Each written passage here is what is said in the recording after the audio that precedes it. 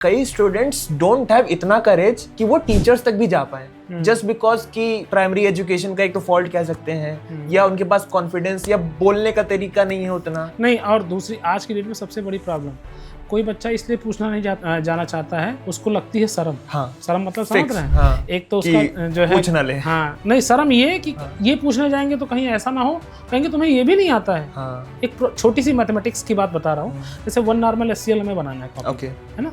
सबको फार्मूला मालूम है N1 V1 अपन N2 V2 या NEV अपन 1000 से अपन जो है नॉर्मलिटी निकाल लेंगे। लेकिन अगर निकालने को दे दिया जाए लिटरली के सामने निकाल दो, बच्चा नहीं निकाल पाता है।